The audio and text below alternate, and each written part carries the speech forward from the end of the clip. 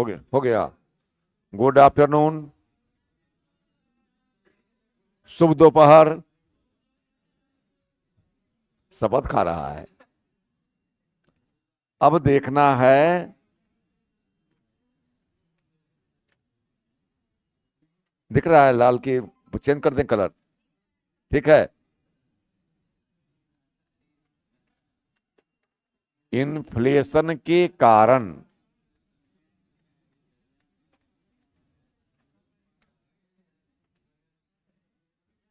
कौन बोल रहा है? कोई बोलेगा नहीं, सब खाएगा केवल। इन्फ्लेशन के कारण। अरे बाबू, इन्फ्लेशन का कोई कारण नहीं है, सिर्फ दो कारण है। कोई कारण नहीं है, सिर्फ रुक जा, रुक। पहला है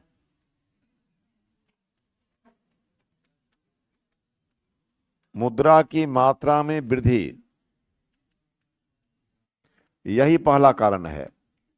और दूसरा कारण है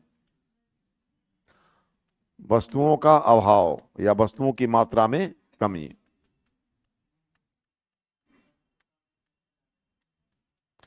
और अब लिखेंगे हम कि मुद्रा की मात्रा में कमी करने वाले कौन कौन कारक हैं। इसको मुद्रा की मात्रा में वृद्धि करने वाले कौन कौन कारक हैं। कारण और डैश दे दीजिए। और इसमें लिखिए अब पहला।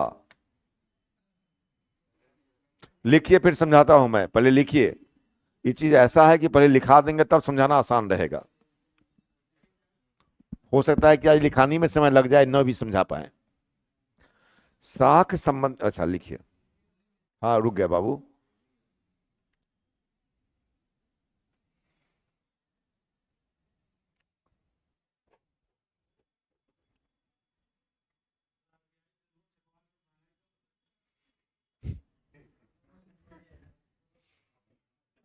और महंगाई बढ़ जाएगी। वही वही तो समझाने जा रहे हैं।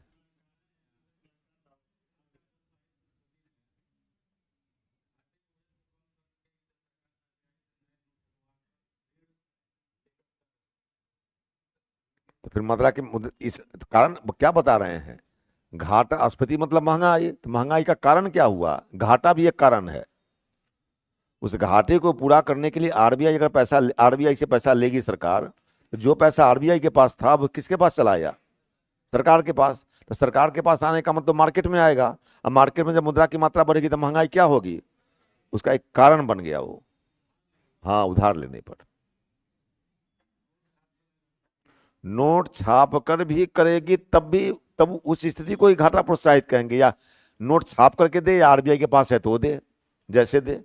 आरबीआई से ज्यों ही पैसा निकल करके आपके सरकार के पास आई, मुद्रा की मात्रा बढ़ाएगी ना हो? नहीं। चलिए। हाँ, वेनेजुएला का देख लीजिए उदाहरण। नोट छापने का परिणाम, हाँ, बर्बाद हो जाइएगा। रसिया के प्रिमाकोव ने कहा था कोई लोन नहीं देगा, चिंता की बात नहीं है, हम अपना नोट छाप लेंगे। बड़ा व्यंग उठा था कि इसका मतलब कि प्रेमाकोव को अर्थशास्त्र का कोई ज्ञान नहीं है, इसलिए ऐसा बोल रही है।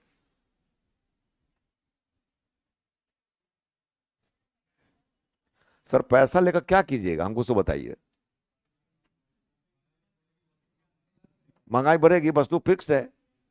और दूसरी बात कि पैसा कमाओ तो तभी ना है जब वस्तु और सेवाएं हैं। सबको खूब पैसा दे दिया जाए, इतना इतना इतना गड्डी। अब वस्तु, सर, इतना इतना गड्डी दे दिया जाए सब आदमी को, ऐट गरीबी खत्म। अब वस्तु खत्म, क्या खाइएगा? पैसा। क्या पहनिएगा? पैसा। इसलिए there is no importance of money without a goods and services. इसलिए मुद्रा का कोई महत्व नहीं है, मुद्रा कमाने के पीछे छोड़ दीजिए झंझट। चलिए हटाइए, अब पैसा वैसा बात खत्म, चला जाए। चलिए छोड़िए अब सब, और क्या। जब पैसा कमाना ही नहीं है तो फिर क्या करना है इसमें? चलिए, साख संबंधी नीति लिखिएगा। आरबीआई, हाँ उसमें पहला साख संबंधी नीति,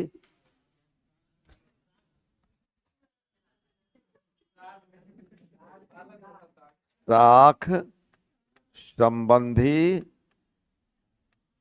नीति, क्रेडिट रिलेटेड पॉलिसी। ला, लिख। ओके सर, ओके, क्या बात है। ओ ओके,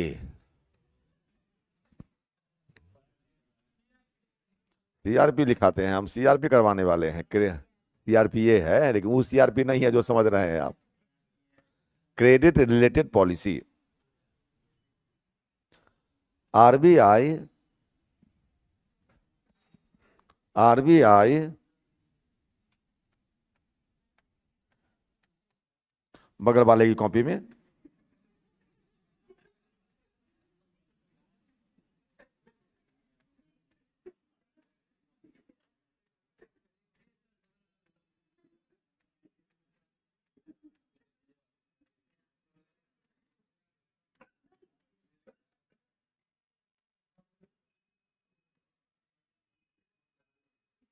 बैंक रेट, कॉमा देकर लिखते जाइएगा। Bank rate, RBI bank rate, repo rate,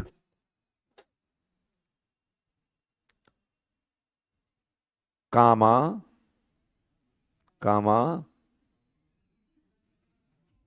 हाँ हंस दिया ना, तो हम लिखवा देते कुछ आदमी को अभी।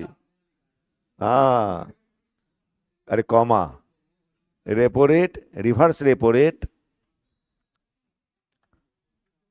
अब कहला फिर से बोलेंगे हम, सब लिखा हुआ है, तो फिर से बोलने की जरूरत है? हटे, कैसा आदमी है तुमको हटाता है? बैंक, हाँ ये रही बात। Bank rate, repo rate, reverse repo rate, CRR, SLR, MSF, MSF, SLR, MSF में हमें में नहीं कीजिए, में कीजिए खाली में कमी कर देती है। ये में तो ये में अरे में या में ई में या वो में कर रहा है। में कमी कर देती है तो तरलता बढ़ जाती है। तो तो आपका दिमाग भांगू खा लिया है क्या जी? तो तो तरलता बढ़ जाती है, तरलता है। सब आप बाकी सब जानते हैं क्या होता है सो? जो जानबे नहीं करते तो सब समझाएंगे ना हम। ये तो वो पूछे जो सब कुछ जानता हो। तरलता बढ़ जाती है, तरलता मतलब मांग, मांग, तरलता मतलब मांग। अब नीचे लिखिए bank rate, bank rate, bank rate लिखिए सर, डैश दीजिए। आरबीआई जिस दर पर कमर्शियल बैंक को, आरबीआई जिस दर पर कमर्शियल बैंक को दीर्घकाल के लिए, दीर्घकाल के लिए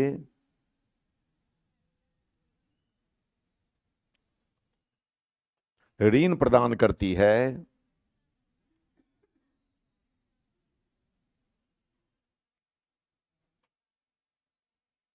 उसे बैंक रेट कहते हैं।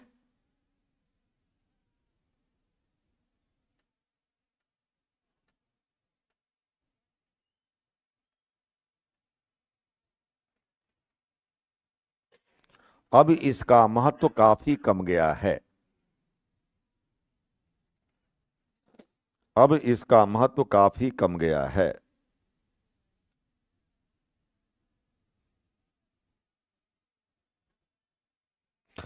हे वाह दयाकर, अब इसका महत्व काफी कम गया है। दूसरा लिखिए, रेपो रेट।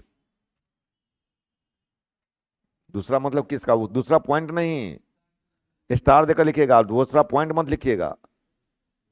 स्टार देकर बैंक रेट, स्टार देकर रेपो रेट, पहले पॉइंट में चल रहा है सब। मेरी बात समझ रहे हैं ना? तो फिर दो तीन चार लिख दिया तो फिर कंफ्यूजन में पड़ जाइएगा। दूसरा लिखाना भी बाकी है हमको, लंबे समय के बाद लिखाएंगे। आज लिखाएंगे कि नहीं ये भी डाउट है। हाँ, आपको भी डाउट लग रहा है ना? रेपो रेट लेकिन लिखा देंगे, डाउट खत्म कर लीजिए। समझाएं चाहे ना समझा भैया, लेकिन लिखा देंगे। रेपो रेट, आरबीआई जिस दर पर, आरबीआई जिस दर पर कमर्शियल बैंक को, लिखाने के बाद समझना आसान रहेगा, आरबीआई जिस दर पर कमर्शियल बैंक को अल्पकाल के लिए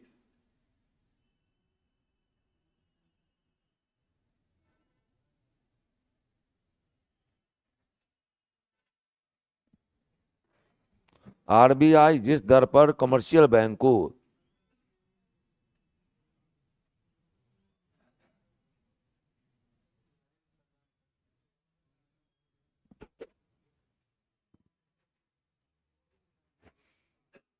क्या लिखे?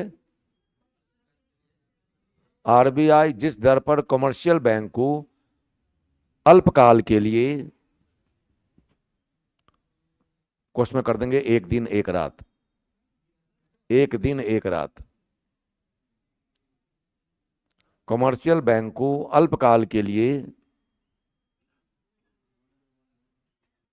एक दिन एक रात के लिए ऋण प्रदान करती है,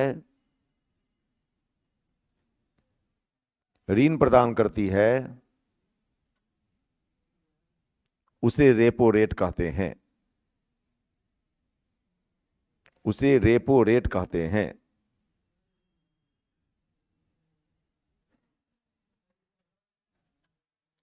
आरबीआई अल्पकाल के लिए कमर्शियल बैंक को ऋण प्रदान करती है, उसे रेपो रेट कहते हैं। अथवा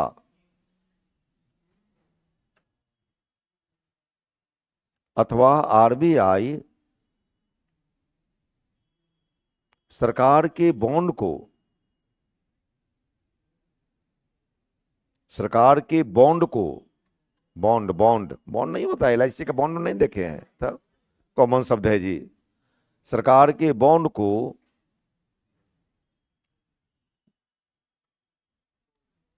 कमर्शियल बैंक से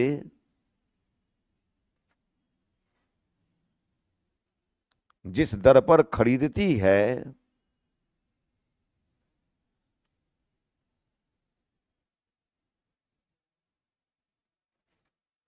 खरीदती है, उसे रेपो रेट कहते हैं।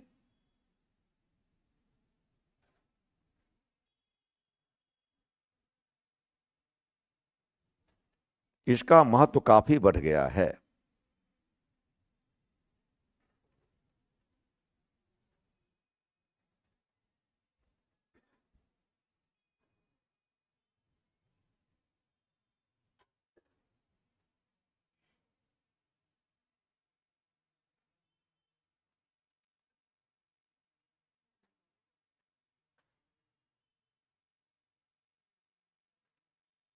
रिवर्स रेपो रेट,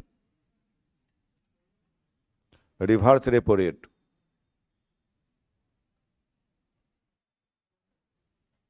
आरबीआई जिस दर पर, आरबीआई जिस दर पर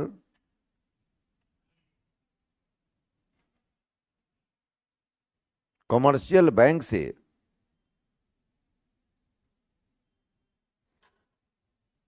ऋण लेती है, कमर्शियल बैंक से ऋण लेती है, अथवा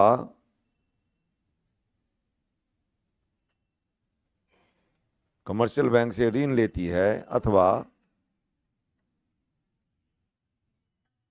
सरकार के बॉन्ड को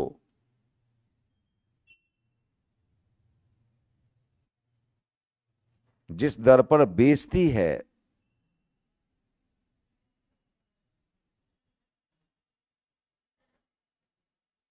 उसे रिवर्स रेपो रेट कहते हैं।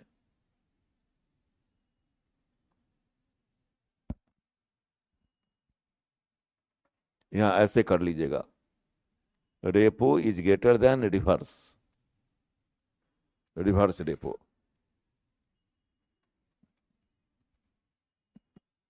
Repo is greater than reverse repo rate मतलब क्या, रेपो रेट ज्यादा होता है किससे, रिवर्स रेपो रेट। समझाएंगे सब। अब लिखिए CRR, CRR, CR नहीं है, कह रहे हैं CRR था, CR कैश। हाँ वो कितना बढ़िया लड़का है वो, इतना प्रेम से बोला। Cash reserve ratio,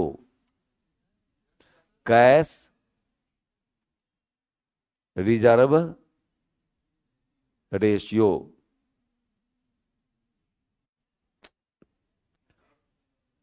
commercial bank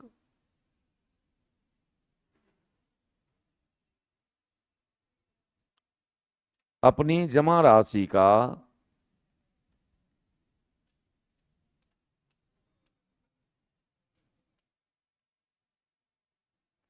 अथवा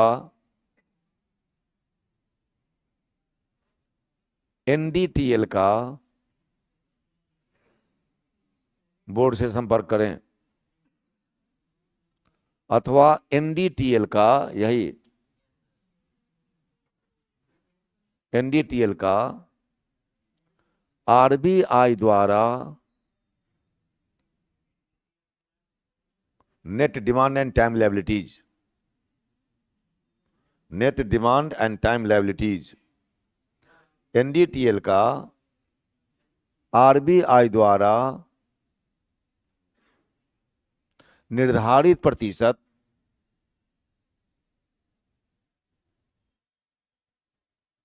RBI के पास रखती है, निर्धारित प्रतिशत RBI के पास रखती है, उसे CRR कहते हैं, उसे CRR कहते हैं, CRR कहते हैं। इसकी न्यूनतम और अधिकतम सीमा,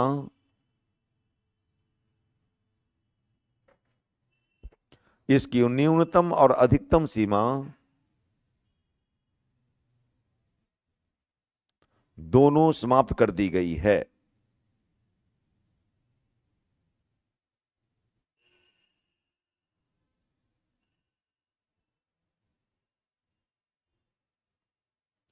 इस पर RBI कोई ब्याज नहीं देती, इस पर RBI कोई ब्याज नहीं देती, ब्याज नहीं, इन्हें कि प्याज लिख दीजिएगा, ब्याज कह रहे हैं, ब्याज नहीं देती। आइए सर आइए, अरे आप ही के चलते हम आए हैं, अपना ये तो कौन आएगा, आइए बैठिए। क्या ब्याज नहीं देती, SLR। अब लिखिए SLR,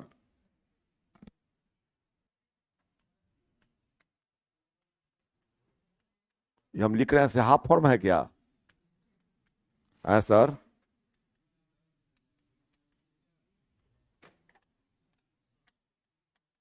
statutory liquidity ratio, statutory liquidity ratio, सांविधिक तरलता अनुपात,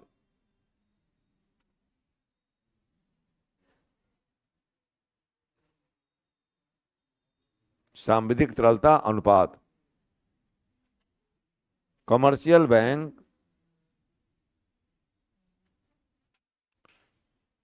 कमर्शियल बैंक, कमर्शियल बैंक कई बार लिखे, हम कई बार बोले, तो फिर आपको भी 3-4 बार लिख लेना चाहिए था।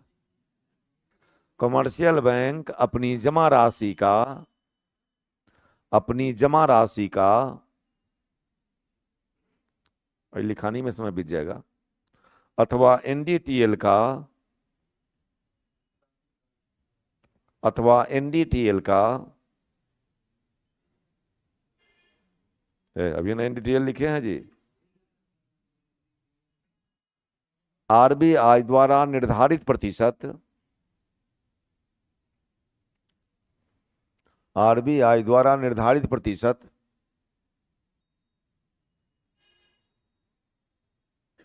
अपने पास रखती है। आहा, रुकिए, आहा, रुकिए, क्या लिखे? अपने पास स्वर्ण, स्वर्ण नहीं समझते हैं तब, लोग समझदार आदमी हैं। स्वर्ण कृत में स्वर्ण सरकारी प्रतिभूतियां, कहां से गड़बड़ा गया? बस वहीं तो हम ये हैं अभी, वहीं तो स्टार्ट है। निर्धारित प्रतिशत अपने पास स्वर्ण, है ना? ठीक हो तो कामा, ए कौमा तो कामा, ए जा, कामा लिख रहे हैं हम, यहीं से समझ गए। सरकारी प्रतिभूतियां, कौमा दीजिए, कौमा सर, सरकारी प्रतिभूतियां तथा, तथा नगद के रूप में रखती है,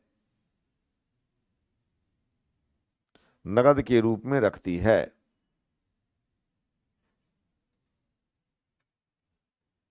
नगद के रूप में रखती है।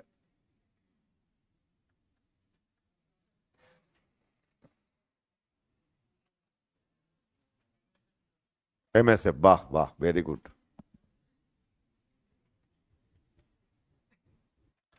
मार्जिनल, अब इसका स्पेलिंग अपने से लिखिए, सबका स्पेलिंग हम ही लिखिए, कोई जरूरी नहीं है। मार्जिनल, जहां स्पेलिंग में दिक्कत होने लगे घसीट दीजिएगा वहां, हाँ, ताकि अगला को पता चले ही नहीं ये सही लिखा है गलती लिखा है। ये मार्जिनल स्टैंडिंग, स्टैंडिंग, STANDING, जा बेकार बोल दिए, standing facilities, facility, marginal MARGINAL, standing STANDING, या फैसिलिटी तो जानते ही हैं, marginal standing facilities, FACILITIES, facilities.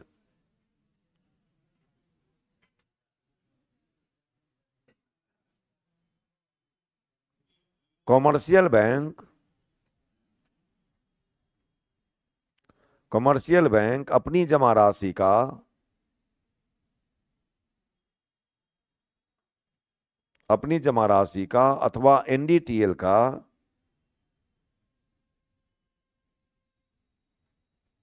अथवा एनडीटीएल का 1%, 1%, 1% कभी भी, कभी भी, कमी भी नहीं, बाप रे बाप, कभी भी आरबीआई से ऋण ले सकती है, आरबीआई से ऋण ले सकती है। सब समझाऊंगा, सब समझाऊंगा, चिंता नहीं कीजिएगा समझने का, पहले लिख लीजिए, ये चीज है कि लिखा कर समझाने का। ऋण ले सकती है, खचखच नहीं कीजिए, लगता है कि बालू एकदम रगड़ दिए था कि देश सिहर जाता है, ऐसे जूता को मत कीजिए आप, रगड़ दिया एकदम मन खिसखिसा गया एकदम पूरा, नहीं एकदम मन अथी हो जाता है। देखे ना, ये रगड़ दिए एकदम चित्ता को धर पूरा एकदम।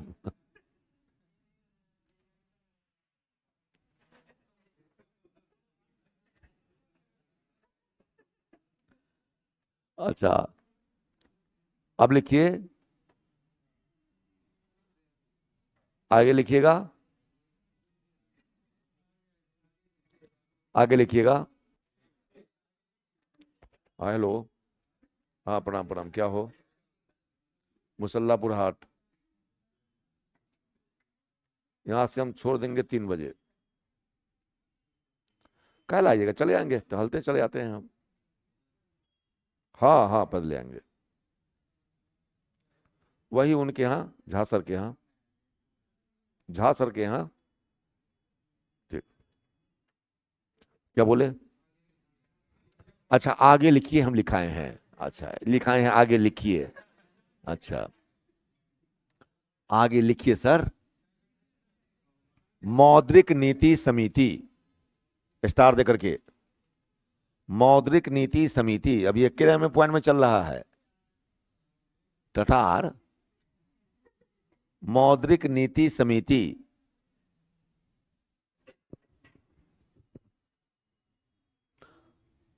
हम भी ठीक ही रखते थे सर, सर लेकिन सब वहीं पर बालवे उड़ गया, टिकी खत्म कर दिए। अच्छा लगता है आदमी, टिकी रखने से संस्कारी लगता है आदमी, लेकिन यहाँ तक लोग बाल और टिकी को बराबर कर लिया है, सब समतल, कोई कोई तल अतल सतल नहीं, सब सब सेटल है एकदम। हाँ, रखना चाहिए। देखिए लड़का को देखिए रखे हुए, हमको अच्छा लगा, हम भी रखते थे, लेकिन कहाँ रखे, अभी भी रखे हुए हैं हम, ऐसा नहीं कि नहीं रखे हुए हैं, लेकिन लेकिन बालवे जहां टिकी होना चाहिए बल्बे नहीं है वहां। क्या लिखे? समिति 27 जून 2016 के पहले, जी सर, 27 जून 2016 के पहले, 23 नहीं 27, 27 जून 2016 के पहले आरबीआई के गवर्नर के पास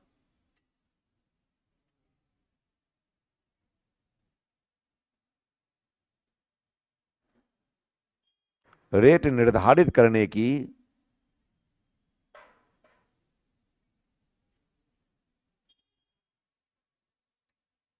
सारी शक्तियां थी, रेट निर्धारित करने की सारी शक्तियां थी।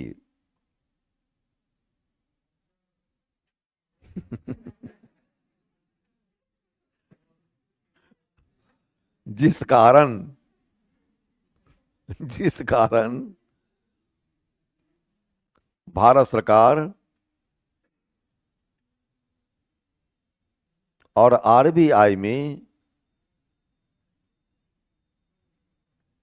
कई बार विवाद उत्पन्न हो गए, कई बार विवाद उत्पन्न हो गए, कई बार विवाद उत्पन्न हो गए। इस समस्या के समाधान के लिए, इस समस्या के समाधान के लिए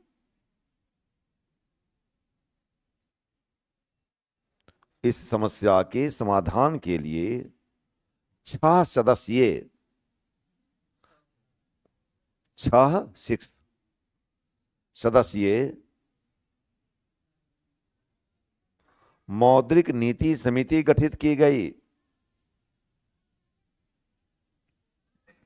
6 सदस्यीय मौद्रिक नीति समिति गठित की गई।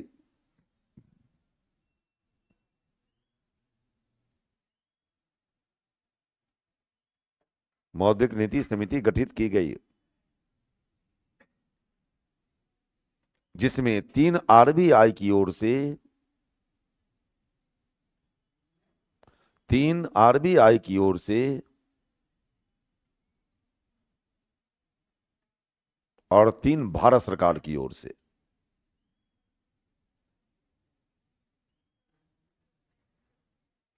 और 3 भारत सरकार की ओर से, 3 आरबीआई की ओर से और 3 भारत सरकार की ओर से। ल ल ल ल ल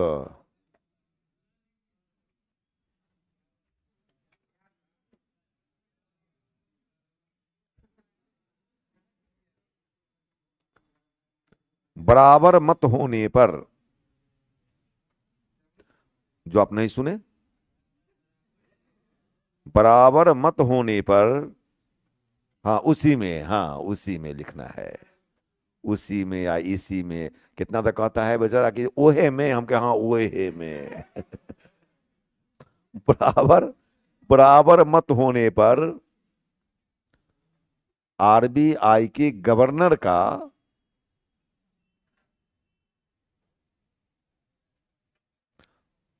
आरबीआई के गवर्नर का निर्णायक मत होगा।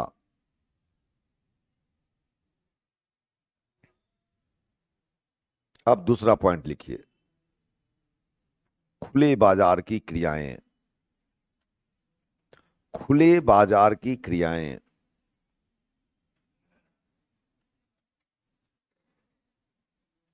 ओपन मार्केट ऑपरेशंस, खुले बाजार की क्रियाएं, ओपन मार्केट ऑपरेशंस,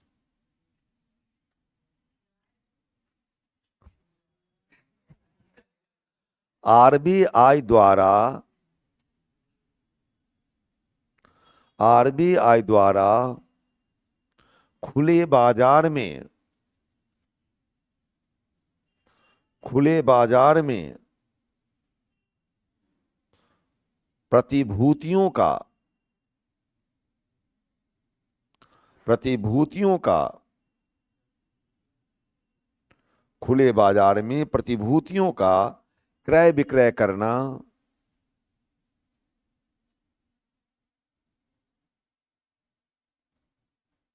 खुले बाजार की क्रियाएं कहलाती है। खुले बाजार की क्रियाएं कहलाती है।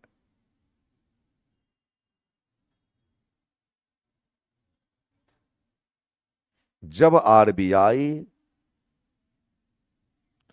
जब आरबीआई प्रतिभूतियों को, सरकारी प्रतिभूति लिखे हैं ना कि नहीं लिखे हैं? क्या लिखा है हम? ना ना, इसके पहले क्या लिखा है? देखे, नहीं आरबीआई, जब आरबी नहीं, जब आरबीआई द्वारा खुले बाजार में प्रतिभूतियों को, सरकारी प्रतिभूति कर दीजिए उसको, आरबीआई द्वारा खुले बाजार में सरकारी प्रतिभूतियों को, खाली सरकारी लगा दीजिए,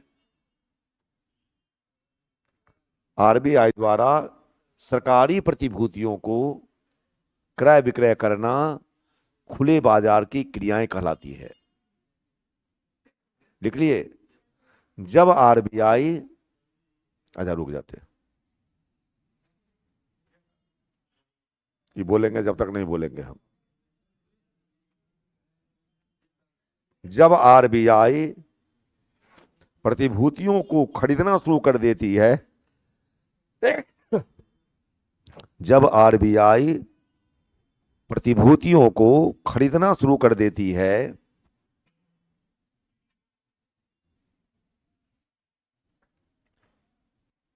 तो तरलता बढ़ जाती है,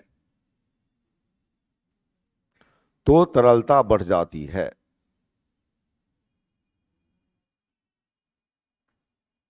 खरीदना शुरू कर देती है तो तरलता बढ़ जाती है। आज एक आध पॉइंट आउट लिखा ही दें कि समझा दें? समझा दें, लेकिन समझे में समय लगेगा, अधूरा रह जाएगा।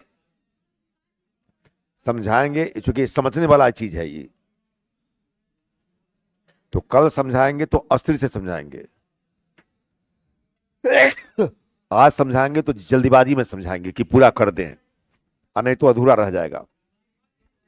आज लिखवा ही देते हैं। तीसरा पॉइंट लिखिए। क्या हो गया जी? तीसरा, घाटे की वित्त व्यवस्था।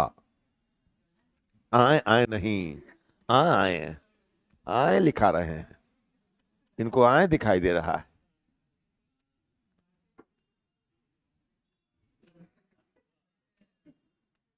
घाटे की वित्त व्यवस्था।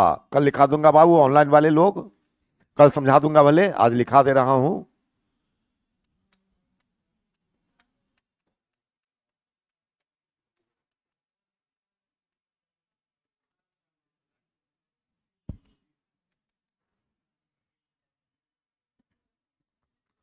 घाटे के बजट को कम करने के लिए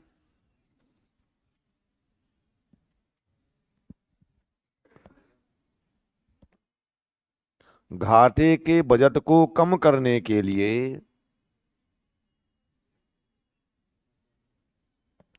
घाटे के बजट को, बजट बजट जो अभी हुआ है, को कम करने के लिए जब सरकार, वही बात जो अभी पूछ रहे थे सर आप, वही वाला बात है यहां भी।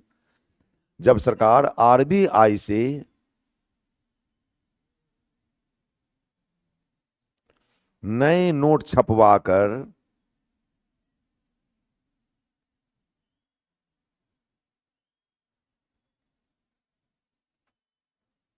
अथवा ऋण लेकर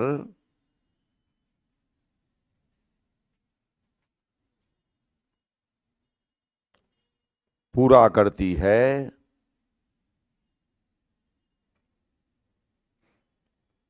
तो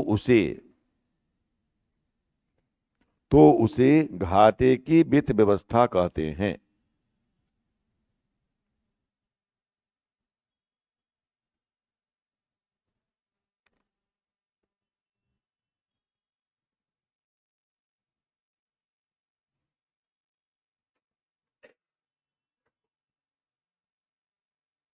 धन्यवाद चंदन कुमार, बहुत बहुत धन्यवाद। लेकिन बहुत बड़ी तुलना आपने कर दी, इतना लायक हम नहीं हैं जितना आपने कह दिया। हम्म, उतना लायक हम कहाँ, साधारण अमर्त्य सेन कहाँ उतने बड़े अर्थशास्त्री। हाँ, क्या लिखे? फिर भी आपकी इस श्रद्धा के लिए बहुत बहुत धन्यवाद। क्या लिखे हैं? हाँ, चौथा लिखिए। चौथा, चौथा लिखिए ना, लिखिए ना। अवमूल्यन, अवमूल्यन लिख दें क्या? अवमूल्यन, डिवैल्यूएशन, डिवैल्यूएशन।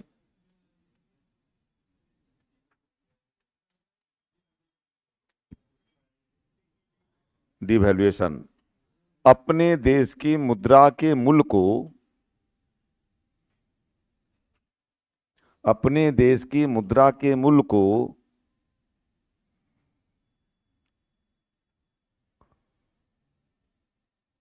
विदेशी मुद्रा के मूल्य की तुलना में,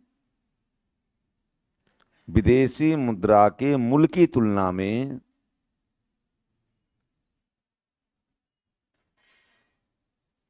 कम कर देना,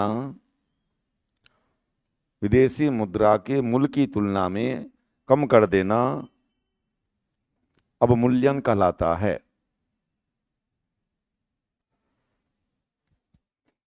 अवमूल्यन कहलाता है। अवमूल्यन से निर्यात बढ़ जाते हैं। अवमूल्यन से निर्यात बढ़ जाता है।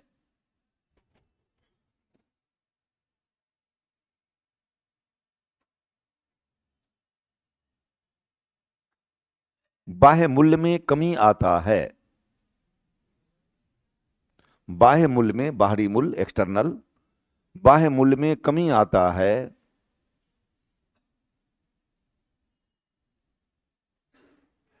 जबकि आंतरिक मूल्य स्थिर रहता है। जबकि आंतरिक मूल्य स्थिर रहता है। बाह्य मूल्य में कमी आता है जबकि आंतरिक मूल्य स्थिर रहता है। भुगतान संतुलन की, भुगतान संतुलन की प्रतिकूलता कम होती है। भुगतान संतुलन की प्रतिकूलता कम होती है।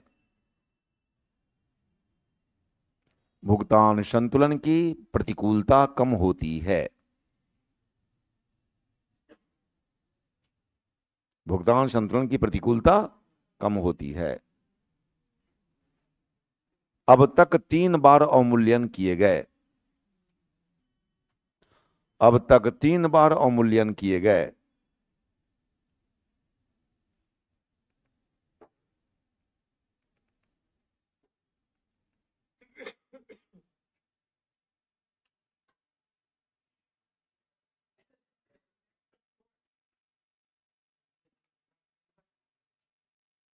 पहला 1946, 1946 नहीं, 1949,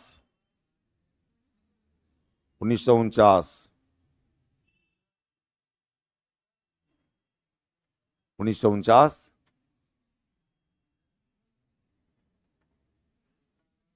30.5%, 30.5%, 30.5%। दूसरा 1966, 1949 लिखे हैं ना, 1966, 66 था 76, 10 को बढ़ा दिए। हाँ, या कितना बढ़िया अंग्रेजी बोले। 66 ई हुआ अंग्रेजी। आप लोगों को पता नहीं है?